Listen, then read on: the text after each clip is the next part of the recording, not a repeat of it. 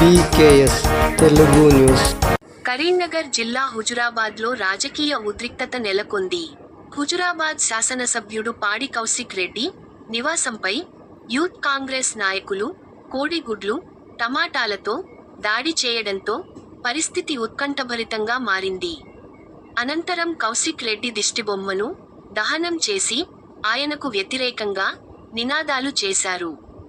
Youth Congress Huzurabad మండల అధ్యక్షుడు పంజాల అరవింద్ గౌడ్ ఆధ్వర్యంలో జరిగిన ఈ నిరసన కార్యక్రమంలో పలువురు నాయకులు పాల్గొన్నారు.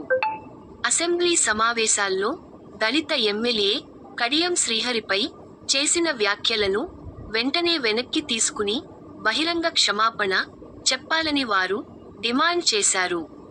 ఈ సందర్భంగా యూత్ కాంగ్రెస్ అసెంబ్లీ అధ్యక్షుడు చల్లూరి రాహుల్, మండల అధ్యక్షుడు పంజాల అరవింద్ గౌడ్ మాట్లాడుతూ క్షమాపణ చెప్పకపోతే హుజురాబాద్ నియోజకవర్గంలో తిరగనివ్వము అని హెచ్చరించారు. అలాగే ఎమ్మెల్యే సభ్యత్వం రద్దు అయ్యే వరకు తమ పోరాటం కొనసాగుతుందని స్పష్టం చేశారు.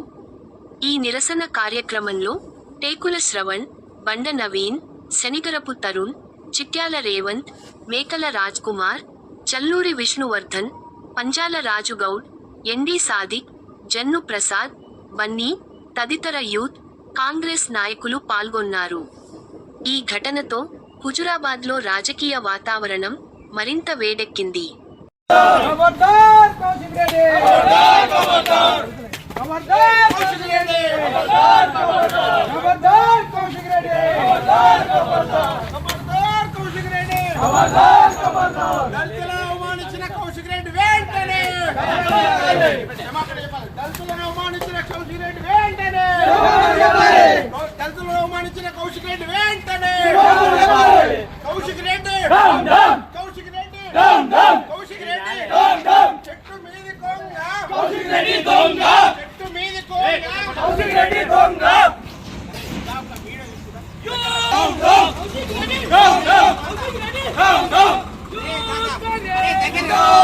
నిన్న నీ దిష్టి బొమ్మ దగ్ధం చేసినాం. ఇవాళ నీ ఇంటికి వచ్చి నేను ఇక్కడ కోడిగుడ్లతోటి టమాటాలతోటి నీ దిష్టి బొమ్మ కొట్టి దిష్టి బొమ్మ దగ్ధం చేసినాం.